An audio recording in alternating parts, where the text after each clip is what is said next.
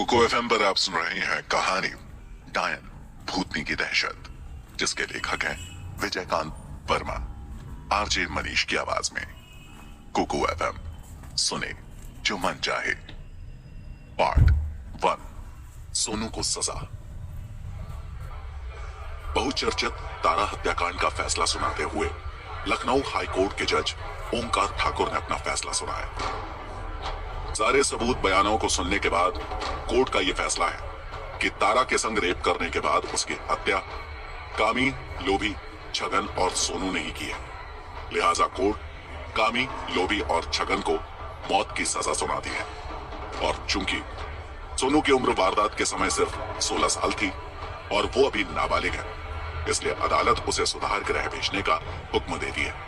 और ये फैसला लिखकर जज ने अपनी कलम तोड़ दी। कोर्ट का फैसला सुनने के बाद सोनू के लबों पर मुस्कान आ गई, लेकिन तभी अचानक पूरे कोर्ट में दहशत का माहौल छा गया। बिजली गुम हो गई, कमरे में घुप अंधेरा हो गया। आकाश में भी घने काले बादल छा गए, घनघोर बारिश शुरू हो गई। वातावरण अत्यंत डरावना हो गया।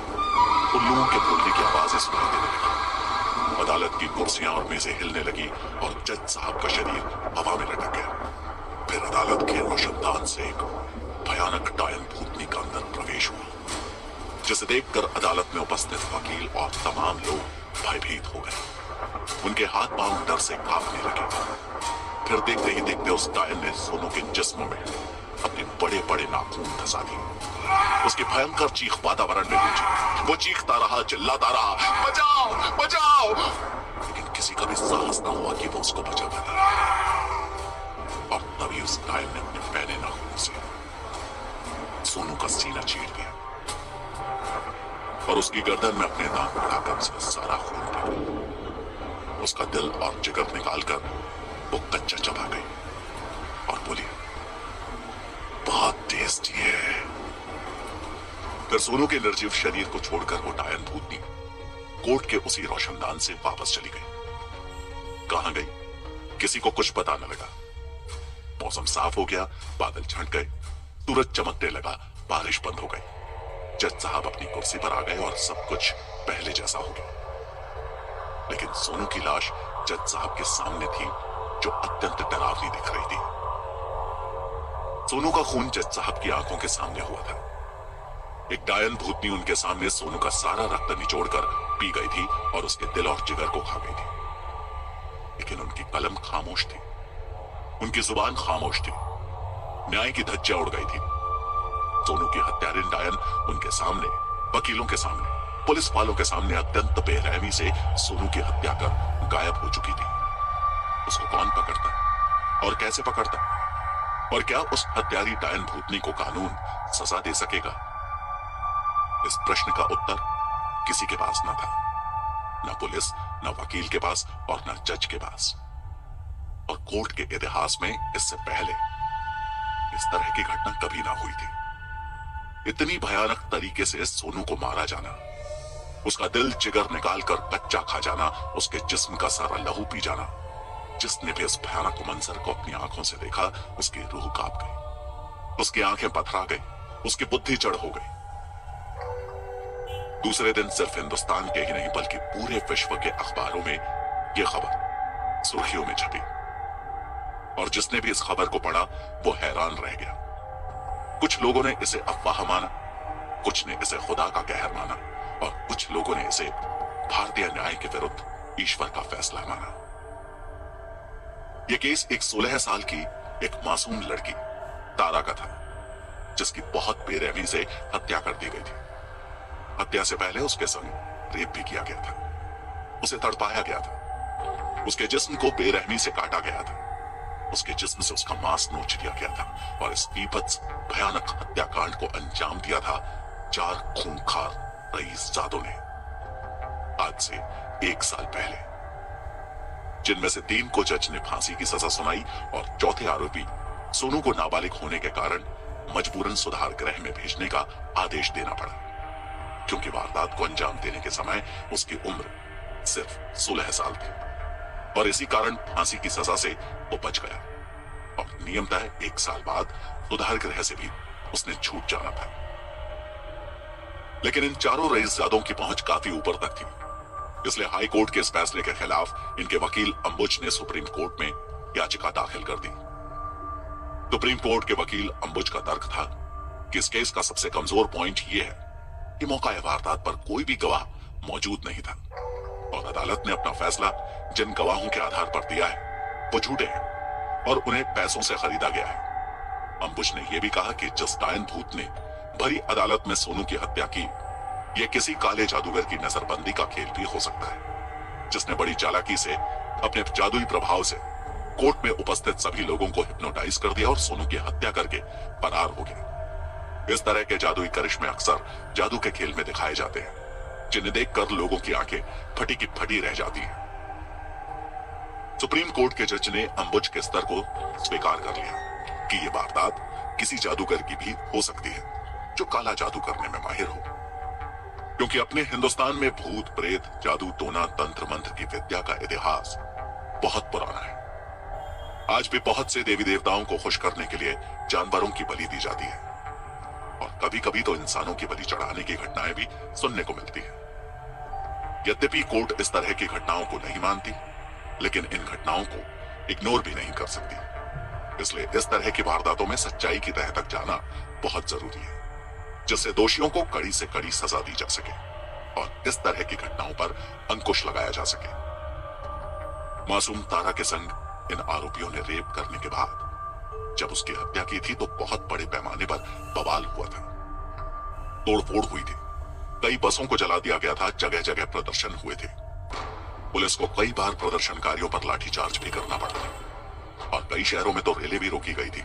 और तब बड़े पैमाने पर जन आक्रोश को देखते हुए और उनकी मांग पर सरकार ने इस केस की सीबीआई जांच को मंजूरी दे दी। तारा हत्याकांड का पहला आरोपी कामी सरपंच करामाती का पुत्र था, उम्र सिर्फ 22 साल। रेप के 5 इल्जाम पहले भी उस पर लग चुके थे और इन 5 केस में वो 22 बरी हो चुका था। ठेकेदारी और ब्याज पर रकम देना उसका मुख्य धंधा था। दूसरे आरोपी लोभी की उम्र 23 साल थी। जैसा कि उसके नाम से ही पता चलता है, वो बहुत लालची किस्म का गुंडा था। काम धंधा कुछ नहीं, बाप के पैसों से ऐश करना और दादागिरी से बड़े बड़े दुकानदारों उद्योगपतियों से रंगदारी वसूल करना, यही उसका पेशा था। तीसरा आरोपी छगन विधायक काले का बेटा था। बोलेरो गाड़ी से चलता था। अपनी हरकत दिखाने के लिए 2-4 गनर को भी अपने साथ रखता था। उसे कोई काम करने की जरूरत नहीं थी, क्योंकि बाप के पास करोड़ों की दौलत थी और वो यूनिवर्सिटी में छात्र संघ का दबंग नेता भी था। लोगों में उसका दबदबा इतना था कि 10-20 लोगों के सामने भी वो किसी का कत्ल कर देता, तब भी उसके विरुद्ध गवाही देने वाला कोई न मिलता, क्योंकि जान है तो जहान है।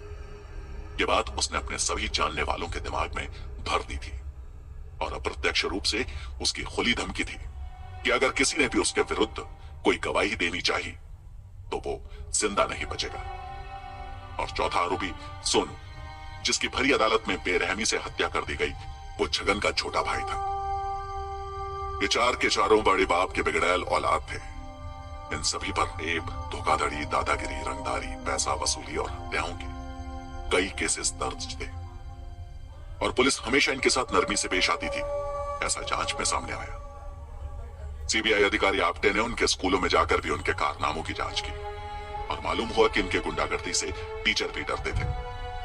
1-2 बार तो इन्होंने अपने गुरुजनों पर हाथ भी उठा लिया था और परीक्षा में पास न करने पर उन्हें जान से मारने की धमकी दी थी। स्कूल की लेडी टीचर और युवा लड़कियां भी इनके गंदे कारनामों से हमेशा परेशान रहती थी, लेकिन इनके खिलाफ बोलने की किसी में भी हिम्मत न थी।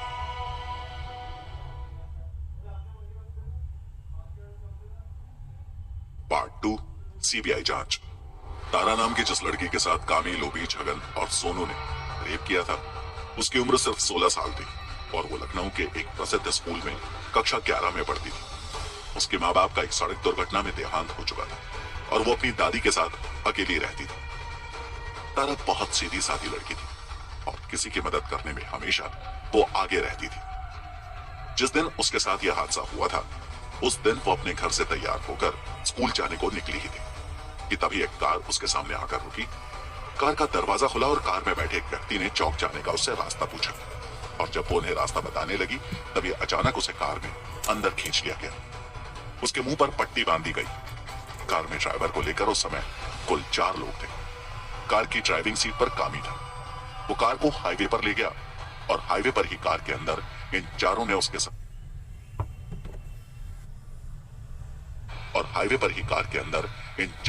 संग मुंह काला किया और फिर बेरहमी से उसकी हत्या करके लाश को कार से नीचे गिरा दिया और फरार हो गए।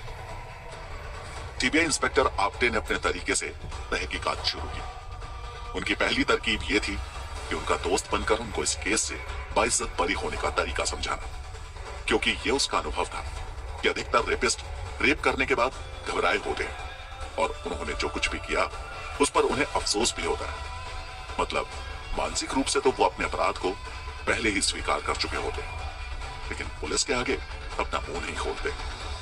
और चूंकि इस तरह के केसेस में सजा के साथ साथ बदनामी भी बहुत होती है, इसलिए अगर कहीं से भी अपने बचाव का कोई रास्ता इनको मिले तो बहुत आसानी से उस रास्ते को अपना लेते हैं।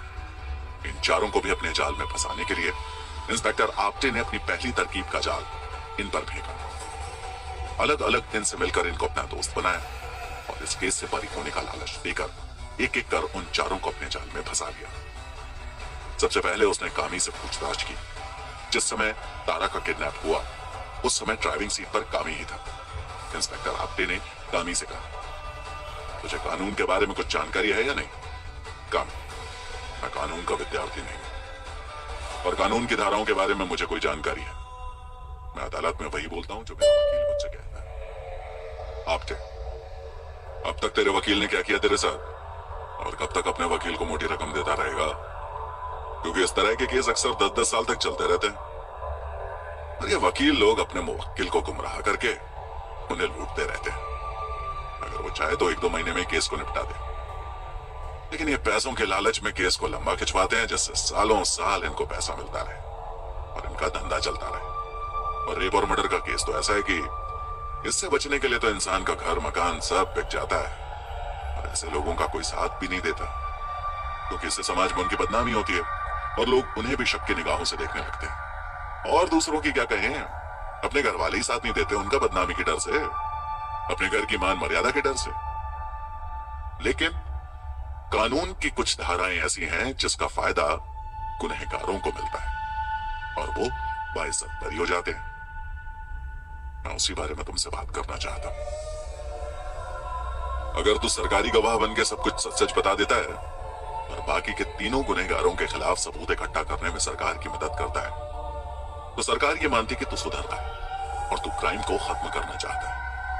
और क्राइम को खत्म करने में सहयोग देने वाला सरकार की निगाह में उसका हितैषी माना जाता है और सरकार पुरस्कार के साथ उसको बाइज्जत बरी कर देती है। इसलिए अगर तू अपनी जान बचाना चाहता है तो सारी सच्चाई सही सही बता दे, क्योंकि इसी में तेरी भलाई है। और अगर तू सच सच बता देता है तो सबसे बड़ा फायदा यह होगा कि तेरे ऊपर हत्या का जो दाग लगा है ना, वो दाग भी हमेशा के लिए मिट जाएगा और फिर समाज में एक साफ सुथरी जिंदगी तू जी सकेगा। बस शर्त इतनी सी है कि आगे से कोई भी गलत काम नहीं करेगा तू, क्योंकि अगर दूसरी बार इस तरह की घटना को तूने अंजाम दिया तब तो भाई मैं भी तुझको नहीं बचा पाऊंगा। वैसे देखने में मुझको तू बहुत सीधा साधा लगता है और मुझे पक्का भरोसा है कि तू गलती से अपने दोस्तों के चक्कर में फंस गया। तू ये बिल्कुल नहीं चाहता था कि उस लड़की के साथ कुछ भी गलत हो, लेकिन उनके साथ होने के कारण तुझसे ये गलती हो गई। और मैं इस बात को कोर्ट में सिद्ध भी कर दूंगा कि तूने लड़की का रेप करने से मना कर दिया था, लेकिन उन तीनों ने बंदूक की नोक पर तुझसे ये गलत काम करवाया जिससे तू भी अपराधी बन जाए और उनके खिलाफ कुछ ना बोल सके।